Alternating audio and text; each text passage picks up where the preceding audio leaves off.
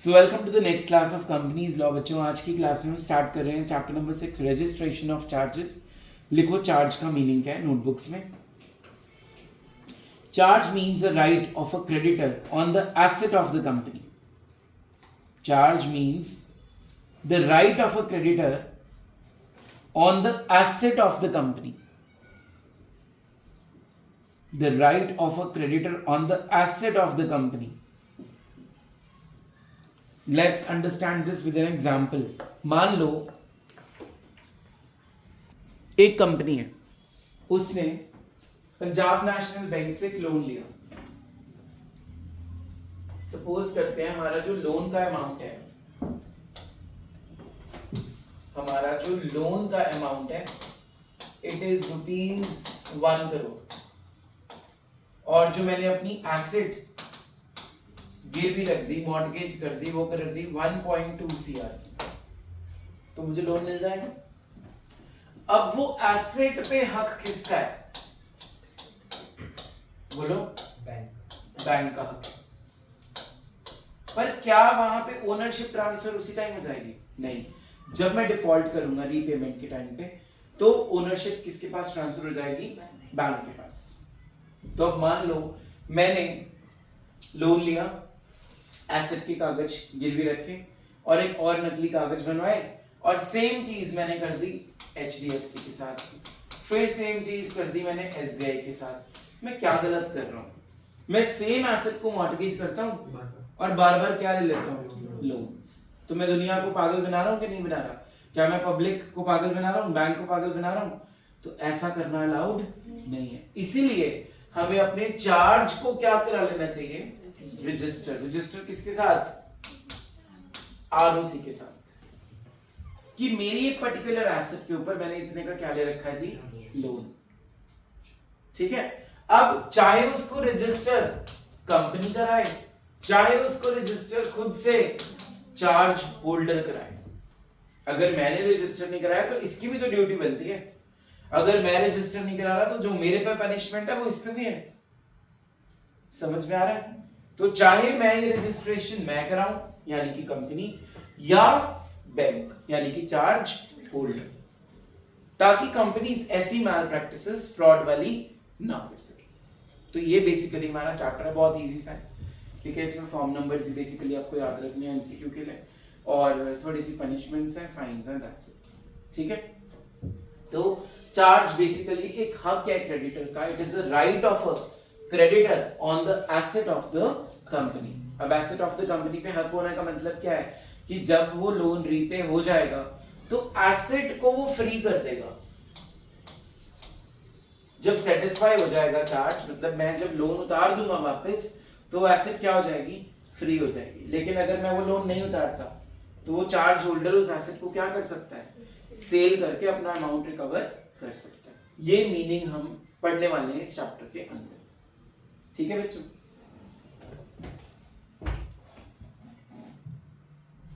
तो हमारा इसमें अगला जो टॉपिक निकल के आ रहा है वो लिख लो कॉपीज पे। Section number 77। साथ साथ नोट्स बनाएंगे, साथ साथ स्क्रीन पे चलता रहेगा।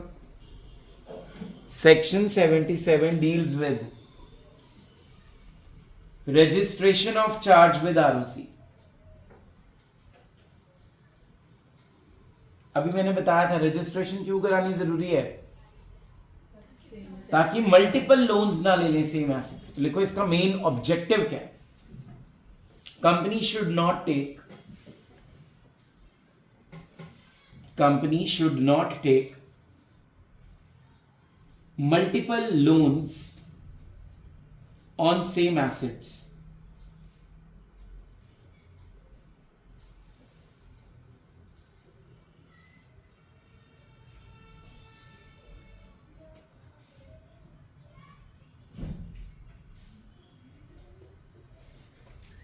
ठीक है। तो अब आप स्क्रीन पे देख सकते हो, पहले इसका मीनिंग समझते हैं। Registration of charge with ROC में सेक्शन नंबर 77 ये बोलता है बच्चों कि charge once created on any property, जब किसी प्रॉपर्टी पे कोई भी चार्ज क्रिएट होता है, चाहे वो प्रॉपर्टी इंडिया में हो, चाहे वो प्रॉपर्टी इंडिया के बाहर हो, आपको उसको आरओसी में जाके रजिस्टर करवाना ही पड़ेगा। रजिस्ट्रेशन चाहे कंपनी खुद कराएगी, चाहे चार्ज होल्डर कराएगा। Tanmay, why charge holder is interested कि मेरा चार्ज रजिस्टर हो जाए? जैसे आपने मुझे लोन दिया सपोज, तो आप क्यों इंटरेस्टेड हो कि चार्ज रजिस्टर होना चाहिए? अगर सर मल्टीपल लोन्स लेंगे कैसे, तो जो लिटिगेशन होगी तो चार्ज होल्डर को फेस करनी पड़ेगी। तो मतलब ये है कि अगर आप भी रजिस्टर नहीं कराते हो तो हमारा जो चार्ज वाला पॉइंट है, जो कॉन्ट्रैक्ट है, वो वॉइड हो जाएगा। क्या हो जाएगा? वॉइड हो जाएगा। लेकिन लोन फिर भी रीपे मैं करूंगा आपको, बट जो चार्ज पे बेसिकली कॉन्ट्रैक्ट हमारा बना है वो क्या हो जाएगा? वॉइड। इसका मतलब ये हुआ बच्चों कि कंपनी को भी बनाना, चार्ज को रजिस्टर कराना उतना ही अनिवार्य है जितना कि एक चार्ज होल्डर को है, एंड वाइस वर्सा। यहां तक समझ आ गया? अगर आप डिबेंचर्स के ऊपर चार्ज क्रिएट करते हो तो CHG9 जमा कराना है आपको आरओसी को, और अगर अदर देन डिबेंचर है तो CHG1 जमा कराना है। समझ में आ गया? अब इसमें क्या लाइन तुमने नोट्स में लिखनी है वो लिखो। Along with the instrument creating the charge, along with the instrument creating the charge,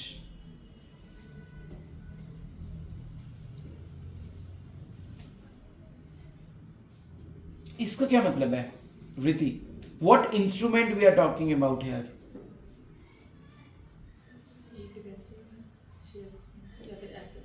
Kavya, instrument creating the charge,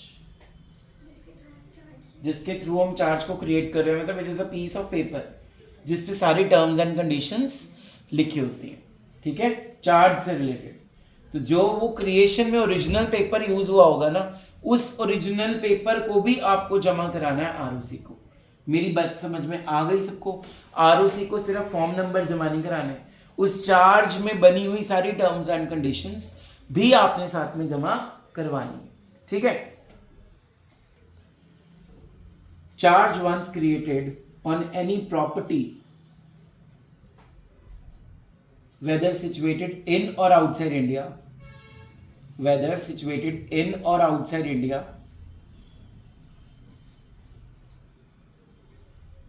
it shall be registered with ROC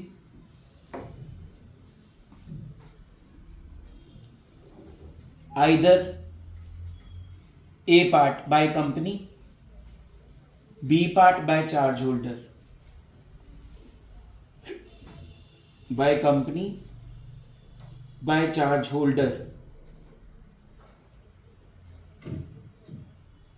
Form number CHG9 for debentures, form number CHG9 for debentures, and CHG1 other than debentures, other than debentures.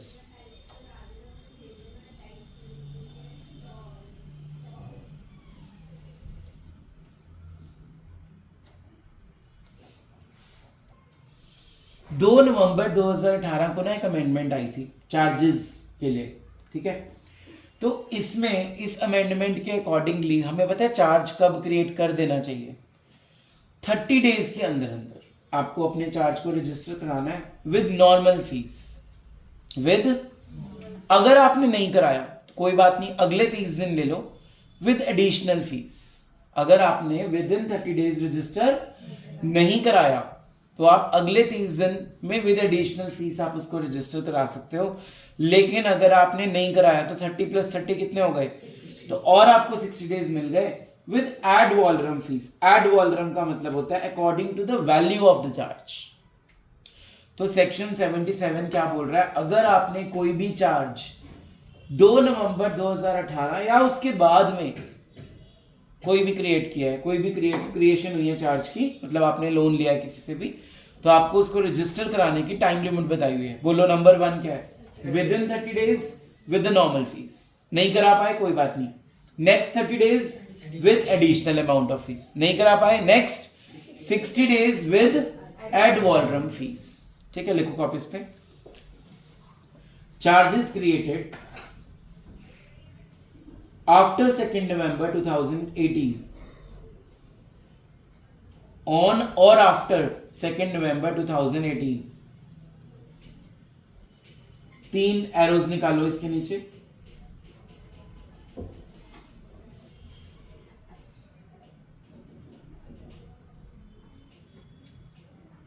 तीन arrows निकाल ली। पहली का नाम लिख दो 30 days,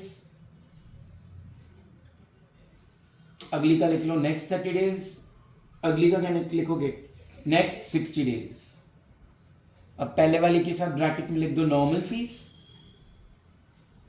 अगले के साथ एडिशनल फीस, और लास्ट वाले के साथ ad valorem fees. Ad valorem का मतलब क्या बताया मैंने, underline and write down according to the value of the charge, according to the value of the charge। Charge की जितनी वैल्यू होगी उसके अकॉर्डिंगली आप उस पर फीस पे करोगे। ठीक है, समझ गए? अच्छा, ये तो हो गया 2 नवंबर 2018 वाले दिन से लेके बाद में। वृत्ति, अगर बेटा इससे पहले हो गया चार्ज क्रिएट, ये अमेंडमेंट तो बाद में आई है, तो अब बेचारों को 30 डेज मिलेंगे? 30 डेज तो डेफिनेटली पास आउट हो चुके होंगे, यस और नो? अगर किसी कंपनी ने चार्ज क्रिएट कर लिया 2 नवंबर 2018 से पहले, अमेंडमेंट तो अब आई है 2018 में, तो उन कंपनीज के लिए क्या प्रोविजन होगी, बता सकता है कोई क्लास में? मान लो मैं कंपनी हूं, मैंने चार्ज क्रिएट करा था 25 ऑफ अक्टूबर 2018 में। क्या मैं अमेंडमेंट से पहले चार्ज क्रिएट कर रहा हूं? तो ये वाली अमेंडमेंट मेरे पे लगेगी कि नहीं लगेगी? नहीं लगेगी, शाबाश। पहली प्रोविजन सेम है उसकी भी, 30 डेज विद नॉर्मल फीस। अगर मान लो मैंने 2016 में चार्ज रजिस्टर किया था, 15 में किया था, 14 में किया था, तो अब 30 डेज तो निकल चुके हैं। अब मिलेंगे 300 दिन। कितने मिलेंगे? और एडिशनल फीस लगाओगे। लेकिन मान लो 300 दिन भी पास आउट हो गए, अब क्या करेंगे? 2 नवंबर 2018 को हमारे पास ये अमेंडमेंट आई, बोलते नहीं आई कि नहीं आई, कि 30 डेज में नॉर्मल फीस, नेक्स्ट 30 डेज में एडिशनल फीस, और नेक्स्ट 60 डेज में एड वॉलरम फीस। अब मान लो 2013 में जब कंपनीज एक्ट अमेंड हुआ था मेन, मैंने 2013 में ही चार्ज क्रिएट कर दिया और मैंने रजिस्टर नहीं करवाया, तो अब 2 नवंबर 2018 आ गई। अब मैं क्या करूं? 30 दिन भी निकल गए, 300 दिन भी निकल गए, क्या करूं मैं? मुझे मिलेंगे 6 मंथ्स। क्या मिलेंगे? From 2 November 2018। बात समझ आ रही है? क्या कितने मंथ्स मिलेंगे मुझे? 6 मंथ्स फ्रॉम 2 नवंबर 2018। क्लियर है? या फिर 300 days, whichever is earlier. Am I clear? तो as we can see, charges created before 2 November 2018, creation of charge 30 days registered with normal fees. जैसे मैंने आपको अभी एग्जांपल क्या दिया था कि मैंने कब एक लोन लिया था 25 ऑफ अक्टूबर 2018 में, तो यहां तो मुझे 30 दिन मिल रहे हैं, अमेंडमेंट लेटेस्ट आई है तो मैं 30 दिन के अंदर करूंगा। लेकिन अगर 30 दिन वाला टाइम पीरियड क्या हो चुका है? एक्सपायर हो चुका है, तो मैंने क्या देखने, कितने दिन देखने हैं? 300 दिन। अगर वो भी एक्सपायर हो गए, 300 डेज भी एक्सपायर हो गए, तो 2 नवंबर 2018 से 6 मंथ्स। M I clear? चलो लिखो इसको कॉपीज में, सेक्शन नंबर 77 का ही अंडर आ रहा है।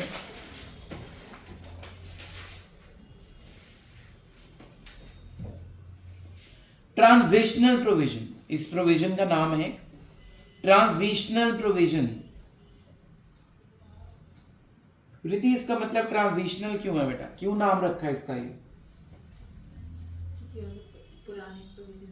पुरानी प्रोविजन है तो अब ये एप्लीकेबल होएगी नहीं, क्योंकि जितनी भी कंपनीज होंगी उन्होंने अब तक ये चीज कर ली होगी, तो इसमें से क्वेश्चन आने का चांस भी क्या हो जाएगा? कम, क्योंकि ये तो पुराने एक्ट के अंदर आ गई। ठीक है, अमेंडमेंट के बाद वाला रूल लगेगा ना अब। तो मेरी बात समझ में आई है? तो इसका नाम मैंने क्या रख दिया? Transitional provision. क्या बोलती है ये? बोलो। Number 1 30 days with normal fees, लिखते जाना साथ साथ। नंबर 2, अगर 30 डेज एक्सपायर हो गए तो 300 days with additional fees. Number 3, 6 months from 2 November 2018। अच्छा, अभी एक क्वेश्चन मैंने आपसे पूछना है वृति, 2 नवंबर 2018 से कितने मंथ्स मिल रहे हैं मुझे? 6 मंथ्स। इसमें फीस क्या होगी बेटा? नहीं, इसमें भी एडिशनल फीस है, ये लिख लेना जरूर। इसमें भी एडिशनल फीस है, एड वॉल्यूम नहीं है।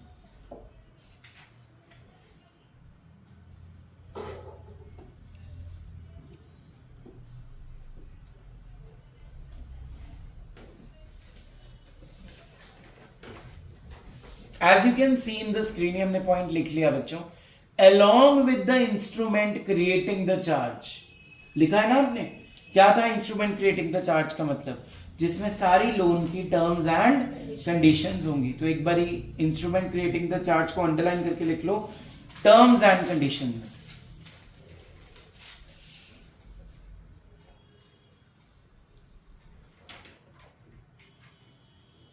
ठीक है, चार्ज क्रिएटेड ऑन और आफ्टर 2 नवंबर एंड बिफोर, दोनों हमने पढ़ लिए डिटेल में।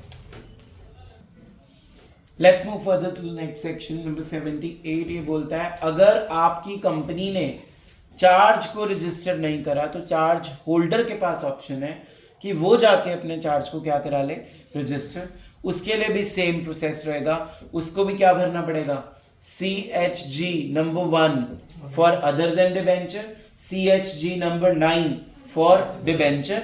और उसको भी कितने दिन मिलेंगे? पहले 30 days with normal fees, next 30 days with additional fees, next 60 days with ad valorem fees. ठीक है। अच्छा, मान लो भूमिका ने एक कंपनी को लोन दिया और उसने चार्ज रजिस्टर नहीं कराया, और वो बाद में बोल रही है मुझे तो ये पता ही नहीं था कि मैंने कराना होता है। क्या ये बोल सकती है वो? तो यहां पे एक मैक्सिम लगेगा, लिखो इस मैक्सिम का नाम, इग्नोरेंशिया ज्यूरिस नॉन एक्जिस्टेंट। इग्नोरेंशिया मतलब इग्नोर करना, स्पेलिंग IGNORANTIA,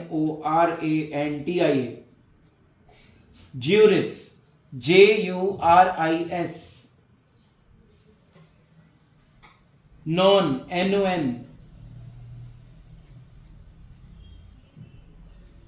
एक्सक्यूजेट EXCUSAT। इसका मतलब होता है ignorance of law is no excuse. Ignorance of law is no excuse मतलब तुम ये नहीं बोल सकते हमें लॉ के बारे में जानकारी नहीं प्राप्त। ठीक है, तो आपके लिए भी फॉर्म नंबर कौन से रहेंगे? 1 और 9। आपके लिए भी डेज क्या रहेंगे? 30 + 60। फीस क्या रहेगी? Normal plus additional plus ad valorem. Am I clear? लेकिन ये तब कर सकता है जब 30 दिन बीत चुके होंगे कंपनी के रजिस्टर ना कराने के। तो एक चार्ज होल्डर कब जाएगा? जब कंपनी पहले 30 दिन में अपने चार्ज को रजिस्टर नहीं कराती। पढ़ो, ये लिखा है if company fails to register the charge within 30 days of creation of charge. इसको अपनी लैंग्वेज में समरी बना के फटाफट लिख लो। चलो जी, अगला रूल सुनो बच्चों, सी ऑन द बोर्ड एवरीवन। मान लो तन्मय ने एक कंपनी को लोन दिया, तन्मय ने एक कंपनी को लोन दिया और फर्स्ट 30 डेज में कंपनी ने रजिस्टर नहीं कराया चार्ज को। तो बताओ, मेरा क्वेश्चन आपसे है, क्या तन्मय डायरेक्टली ROC के पास जाके CHG 1 और 9 डिपॉजिट करके साथ में नॉर्मल जो फीस होगी पे करके क्या अपने चार्ज को रजिस्टर करवा सकता है? Obviously yes sir. तो जो उसने फीस पे करी होगी, क्या वो फीस बाद में कंपनी से उसका रीइंबर्समेंट ले सकता है? ले सकता है, क्योंकि चार्ज जब हम रजिस्टर कराते हैं ना, तो उसमें ड्यूटी तो बनती किसकी है, कंपनी की, बट करवाया किसने यहाँ पे, चार्ज होल्डर ने। तो जितनी भी वो फीस पे करेगा ना, वो उसको क्या मिल जाएगा, रिफंड मिल जाएगा या रीइंबर्समेंट मिल जाएगी। यहाँ तक समझ आ गया। अच्छा, मान लो आरओसी को तन्मय जी ने बोल दिया कि मेरे को, मैंने लोन दिया है जी, इस चार्ज को रजिस्टर करो। क्या आरओसी उसी टाइम चार्ज को रजिस्टर कर देगा? या नहीं करेगा? क्या आरओसी तन्मय के चार्ज वाले फॉर्म नंबर को उसी टाइम रजिस्टर कर देगा जैसे ही वो पहुंचा उसके पास? पहले वो कंपनी से पूछेगी, कंपनी को पूछेगा। उस पूछने की इंग्लिश है शो कॉज नोटिस। क्या बोलते हैं इसको? Show cause notice. कितने दिन मिलते हैं कंपनी को? 14 डेज। अगर तो कंपनी को 14 डेज मिल गए और कंपनी सेटिस्फैक्टरी रिप्लाई नहीं दे रही, कंपनी ने सेटिस्फैक्शन रिप्लाई नहीं दिया आरओसी को, तो आरओसी उस चार्ज को रजिस्टर कर देगा, क्योंकि लोन तो दिया है ना भाई। मेरी बात समझ में आई? दोबारा सुनो। तन्मय ने जाके फीस भरी, तन्मय ने जाके वो चार्ज को रजिस्टर करवाने के लिए फॉर्म नंबर दे दिया। पहला रूल, जो फीस तन्मय पे कर रहा है ना, वो फीस तन्मय को अब रीइंबर्स हो जाएगी। किससे? कंपनी से। दूसरा, चार्ज एकदम से रजिस्टर नहीं होता, पहले वो शो कॉज नोटिस देगा कंपनी को। क्या पता ये झूठ बोल रहा हूं, तो कंपनी उस चीज को पहले बोलेगी, अग्री करेगी कि हाँ जी हमने लोन लिया है इस एसेट के ऊपर। अगर कंपनी मान रही है कि हाँ हमने लोन लिया है, तब भी चार्ज रजिस्टर हो जाएगा। अगर कंपनी ने कोई सेटिस्फैक्टरी रिप्लाई नहीं दिया लेकिन लोन लिया है, कंपनी ये बोल रही है कि नहीं, ये चार्ज रजिस्टर नहीं होना चाहिए, लेकिन आरओसी इस चीज से सेटिस्फाइड नहीं हुआ, तो वो फिर भी उस चार्ज को रजिस्टर कर देगा। Am I clear with this slide? Clear है सबको? Let's move further. Charge holder's application to ROC for registration of charge. Such fees paid by the charge holder can be recovered by him from the company. Company on application made by charge holder before registering such charge will issue a show cause notice to the company giving 14 days time to reply why the charge should not be registered. If no reply or satisfactory no reply is received, ROC shall register the charge. समझ आ गया बच्चों? इसको अपनी language में फटाफट से लिख लो। Paper में एक वर्ड जरूर लिखना बेटा इस टॉपिक में। आरओसी जो है वो कंपनी से क्रॉस वेरीफाई करेगा, क्योंकि हो सकता है हमारा चार्ज होल्डर झूठ बोल रहा हो, उसने लोन दिया ही ना हो। ठीक है, तो ये वर्ड जरूर लिख के आना है, क्रॉस वेरीफाई। नेक्स्ट सेक्शन हमारा निकल के आ रहा है बच्चों, सेक्शन नंबर 79, जिसका नाम है मॉडिफिकेशन ऑफ चार्ज। ध्यान से सुनो, जब भी आप कोई भी टर्म्स या कंडीशंस में चेंजेस लाते हो, उसको क्या बोलते हैं? Modification of charge. क्या बोलते हैं? Modification of charge. अब मेरी बात सुनो ध्यान से, अगर आप अपने चार्ज को मॉडिफाई कर रहे हो तो वो भी आपको आरओसी को बताना पड़ेगा। उसके लिए फॉर्म नंबर है CHG3। कौन सा फॉर्म नंबर है? CHG3। अच्छा, ध्यान से सुनो, इसके क्या क्या एग्जांपल्स हो सकते हैं?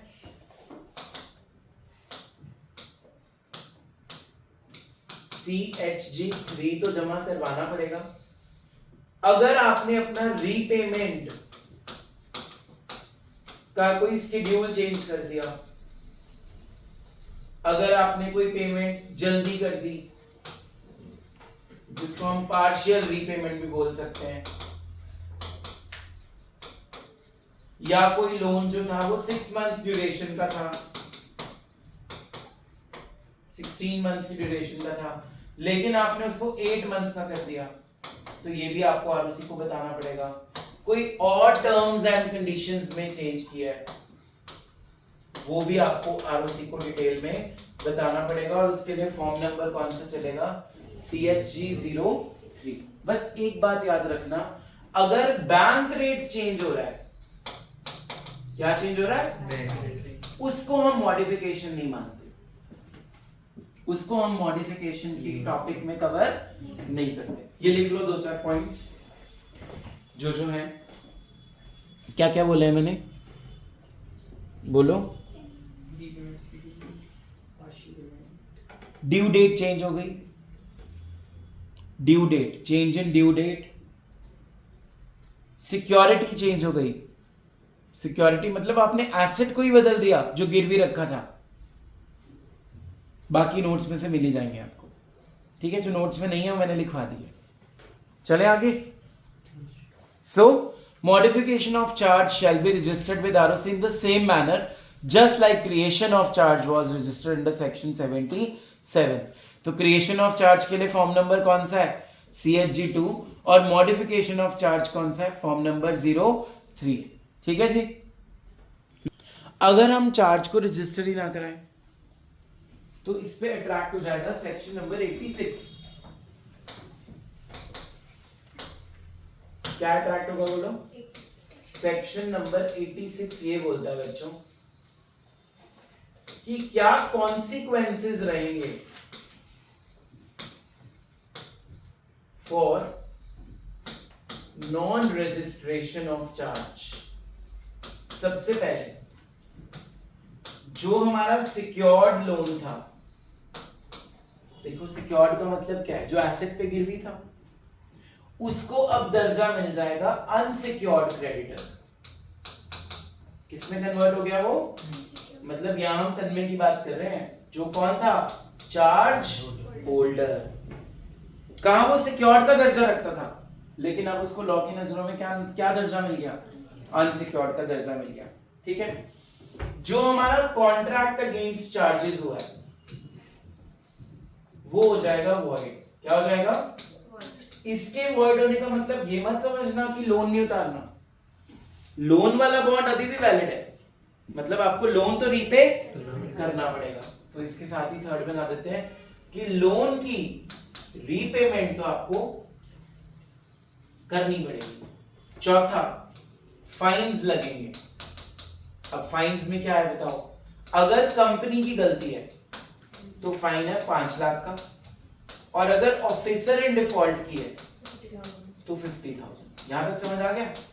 और अगर कंपनी ने जानबूझ के ये किया है, डेलिबरेटली फ्रॉड किया है, तो सेक्शन नंबर 447 भी उस पे क्या हो जाएगा बच्चों, apply.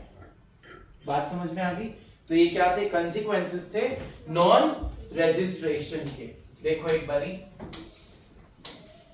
Consequences of non registration of charge क्या है। पहला point, contract of charge becomes void, लिखा हमने पॉइंट। फिर the charge holder get becomes unsecured, secured से उसका दर्जा क्या हो गया, unsecured. Contract of loan is however still valid, loan जो है वो रीपे फिर भी होगा। पेनल्टी ऑन कंपनी ₹5 लाख और ऑफिसर इन डिफॉल्ट ₹50,000। ठीक है, चारों पॉइंट्स की समरी बना के लिख लो। Section 86 consequences for non registration. अच्छा, अब एक सेक्शन हम और करेंगे, सेक्शन 80। वो क्या कहता है, ध्यान से सुनो। सेक्शन 80 बोलता है बच्चों, जब एक कंपनी ने अपने किसी चार्ज को रजिस्टर करवा लिया,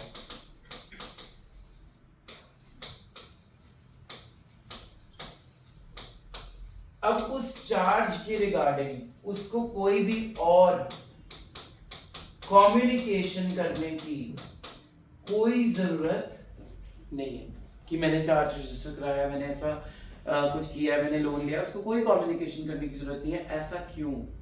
ऐसा इसलिए क्योंकि जब आप आरओसी के पास जाके अपने चार्ज की क्या करवा लेते हो, रजिस्ट्रेशन, तो वो आपके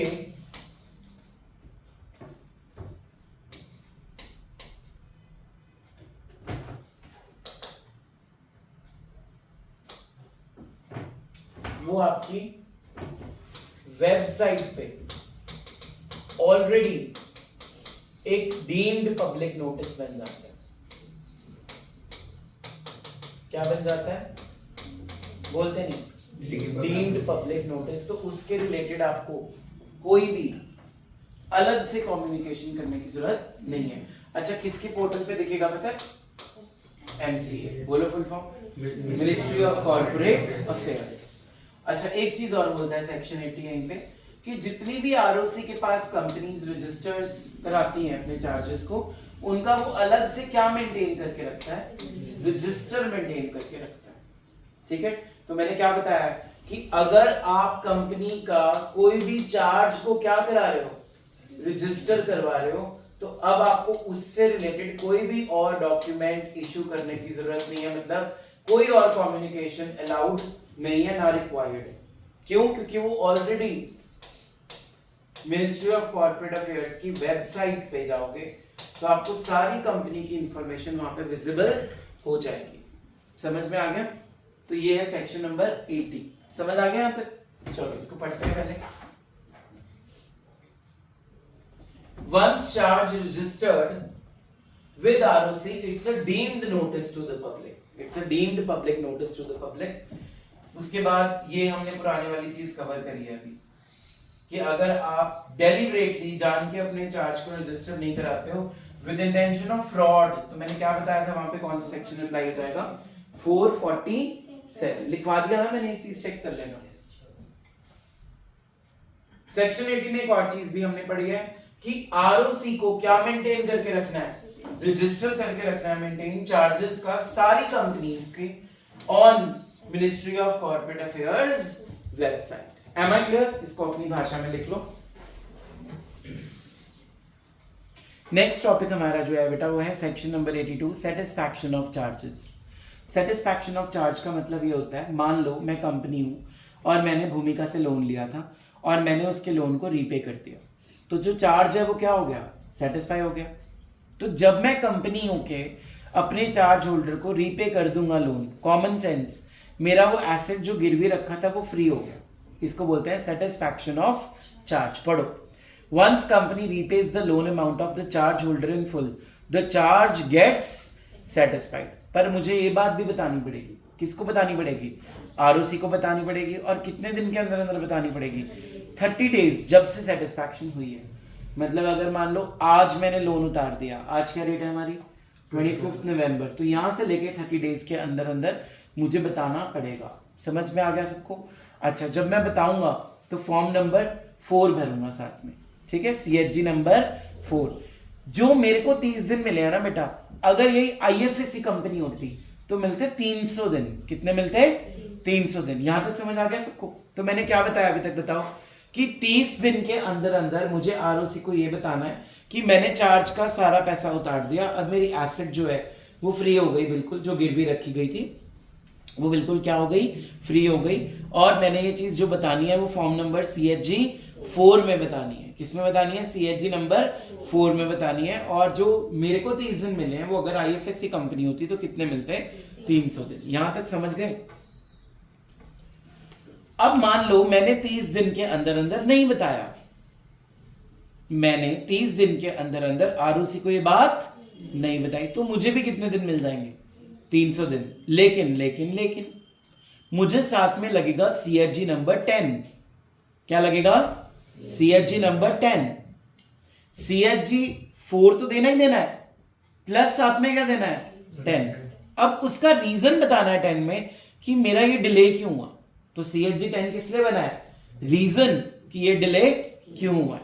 समझ में आ गया? और CHG 4 तो देना ही देना है।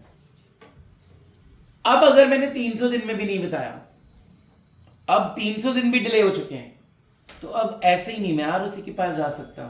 अब मुझे पहले जाना पड़ेगा अपने RD के पास, यानी कि रीजनल डायरेक्टर, मतलब power to the central government, कि ये कॉन्डोनेशन क्यों हुआ, ये डिले क्यों हुआ।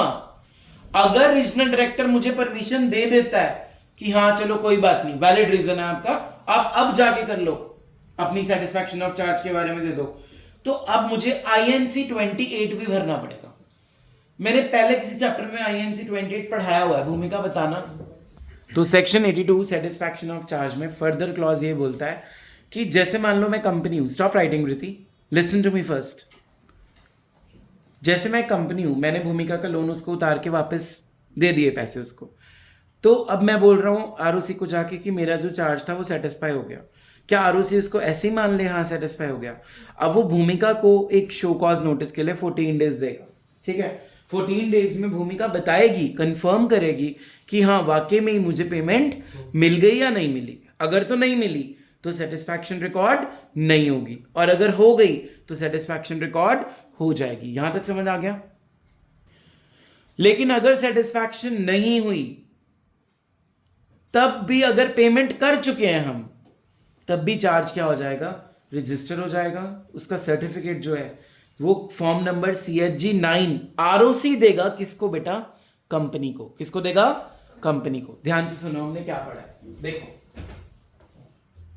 सबसे पहले हमने पढ़ा है कि जैसे ही पेमेंट हो जाएगी, जैसे ही पेमेंट हो जाएगी, ROC को कंपनी बता देगी कि मेरा सेटिस्फाई हो गया जी चार्ज, मुझे इसका सर्टिफिकेट चाहिए। तो उसको तुरंत सर्टिफिकेट तो नहीं मिलेगा। 14 डेज का शो कॉज नोटिस मिलेगा। किसको? चार्ज होल्डर को। चार्ज होल्डर ये बात बताएगा कि हाँ वाकई में मुझे पैसे मिल गए। अगर तो वो रिप्लाई अफर्मेटिव दे रहा है, पॉजिटिव रिस्पॉन्स दे रहा है, तब तो डेफिनेटली जो चार्ज है वो सेटिस्फाई हो गया और उसका सर्टिफिकेट आप जो वो दे दोगे। ठीक है। अगर अभी पेमेंट ही नहीं हुई है, कंपनी ने झूठ बोला था, पेमेंट अभी हुई नहीं है, तो अभी आपका सेटिस्फैक्शन ऑफ चार्ज नहीं माना जाएगा, आपको सर्टिफिकेट नहीं मिलेगा। और एक सिचुएशन और हो सकती है जब वो रिप्लाई नहीं कर रहा अच्छे से, लेकिन पेमेंट हो गई है, तो क्या हो जाएगा? सर्टिफिकेट मिल जाएगा चार्जेस का।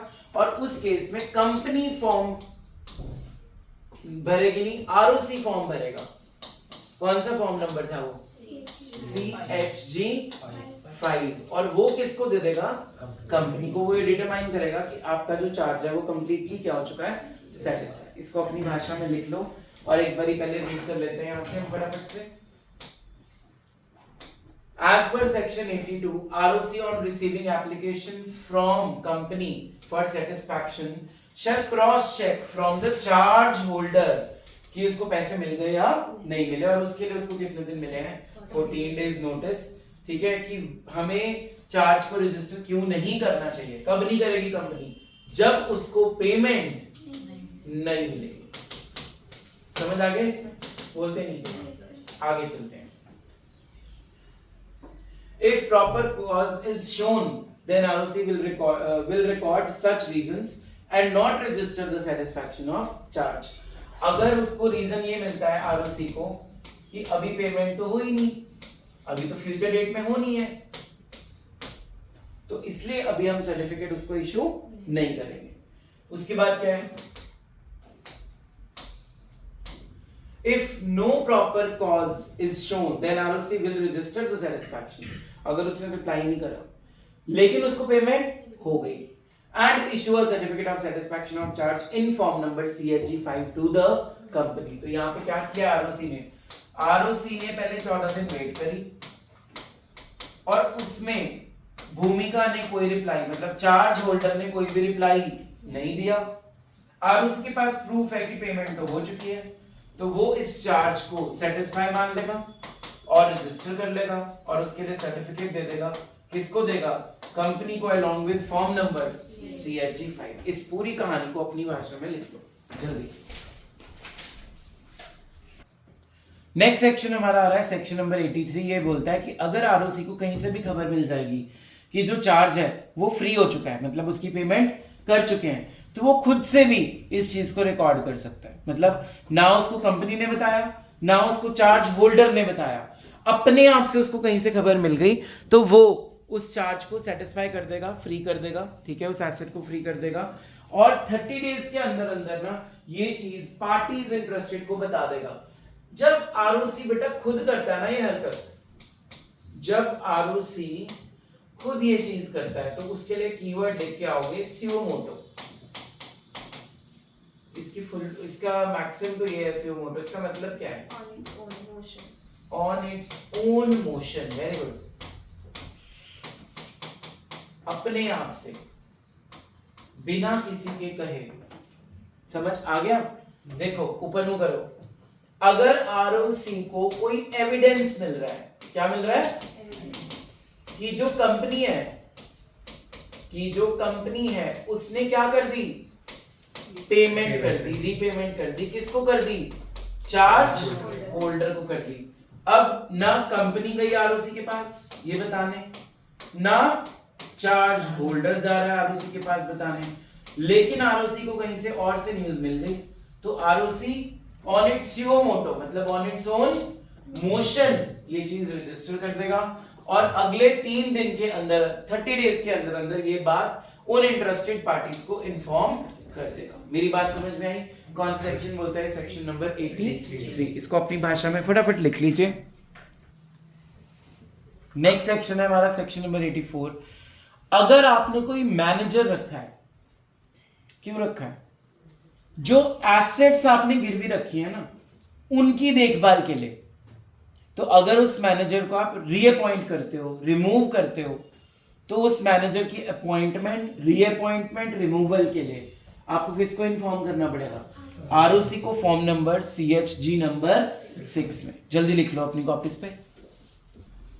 नेक्स्ट सेक्शन हमारा निकल के आ रहा है section number 85, register of charges. Her company को ना एक रजिस्टर बना के रखना है अपने पास,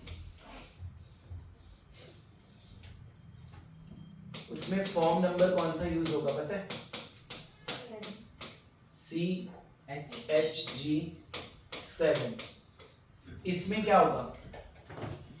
एंट्री पास करनी पड़ेगी। क्या पास करनी पड़ेगी? एंट्री। कौन एंट्री पास करता है पता है? कंपनी सेक्रेटरी या फिर कोई भी ऐसा बंदा जो अपॉइंट किया हो, किसके द्वारा? Appointed by board of directors. ठीक है, वो रजिस्टर में एंट्री इमीडिएटली पास करेंगे। जब भी कोई चार्ज लिया गया हो, जब भी कोई चार्ज की रीपेमेंट करी हो, या जब भी कोई चार्ज होल्डर ने कोई एसेट को एक्वायर कर लिया हो क्योंकि हमने उसको पेमेंट नहीं करी। तो अगर वो कोई एसेट एक्वायर कर रहा है, फॉर एग्जांपल निकुंज है, मैंने उससे लोन लिया और उसको लोन के पैसे वापस नहीं दिए, अब उसने मेरी एसेट ले ली और बेच दी मार्केट में, तो मैं बीइंग अ CS और the person appointed by board इस चीज को अपने रजिस्टर में फटाफट से इमीडिएट इफेक्ट से क्या कर लूंगा? रिकॉर्ड कर लूंगा। पढ़ो, company shall maintain a resistor of charges at its registered office. कहां पे रखना है इसको? Registered office. In form number CHG number 7। Entry into such register shall be made, that is immediately. फोर्थविथ का मतलब क्या होता है? इमीडिएट इफेक्ट से। Whenever charge is created, modified, satisfied or any asset is acquired by the charge holder on default. Am I clear? चाहे मैंने charge लिया हो, चाहे मैंने सेटिस्फाई किया हो, चाहे उसमें मॉडिफिकेशंस की हो, तो फिर भी मुझे सब कुछ रिकॉर्ड करना है। Such entry will be made by a CS or any director approved by the board of directors. हाँ जी, preservation of register, registration of charges, permanently आपको ये रजिस्टर मेंटेन करके रखना है। और अगर इंस्ट्रूमेंट जो था जिसपे सारी डिटेल्स लिखी थी, याद है जमा कराया था हमने, जो इंस्ट्रूमेंट है उसको सिर्फ कितने साल तक रखना है? 8 इयर्स तक रखना है। क्लियर है बच्चों? Members and creditors can inspect the register of charges and instruments creating charge free of cost. मतलब these are public documents जो आप जाके कभी भी पढ़ सकते हो। इनके बारे में कोई भी इंफॉर्मेशन अगर आपने प्राप्त ले करनी है वो भी आप इजीली कर सकते हो। हाँ जी, CHG 1 किसके लिए था बताओ? Application for registration of charge other than debentures. 9 किसके लिए था? For debentures. 2 किसके लिए था? क्रिएशन। 3 किसके लिए था? मॉडिफिकेशन। 4 किसके लिए था? सेटिस्फैक्शन की अप्लाई करने के लिए। 5 क्या था? कि आरओसी देगा कंपनी को। 5 आरओसी देता है किसको? कंपनी को, कि आपका चार्ज हमने क्या कर लिया? सेटिस्फाई कर लिया, रजिस्टर हो गया। अपॉइंटमेंट ऑफ रिसीवर या मैनेजर या रीअपॉइंटमेंट या उसको निकाल दिया, CHG number 6। Register CHG number 7। CHG number 8 application to central government for condonation of delay. याद है? RD के पास जब जाना है। और CHG नंबर 10 में रीजंस देने थे डिले के, कि क्यों हमने 300 दिन के अंदर अंदर या 30 दिन के अंदर अंदर अपने चार्ज को रजिस्टर नहीं करवाया। What are the 2 modes of creation of charge? 2 modes होते हैं बच्चों, पढ़ो कौन सा? Number 1 fixed, number 2 floating. When charge has been credited in favor of charge holders on specific asset, किसी पर्टिकुलर एसेट के ऊपर किया गया है तो वहां पे फ्लोटिंग चार्ज हो जाएगा। जहां पे स्पेसिफिक एसेट होगा मतलब आप देखो, अगर आपने कोई स्पेसिफिक एसेट ली है तो कौन सा चार्ज हो गया? Fixed. When charge is created in favor of charge holder on business rather than particular asset. मतलब मान लो अगर मैं चार्ज क्रिएट कर रहा हूं सिर्फ बिल्डिंग पे, तो वो कौन सा बन गया? लेकिन अगर मैं कर रहा हूं करंट एसेट्स के ऊपर, अब वो कौन सा बन गया? क्यों? करंट एसेट्स पर्टिकुलर एसेट नहीं है. नहीं है, क्योंकि उसमें क्या क्या आ गया? Sundry, debtors, bills,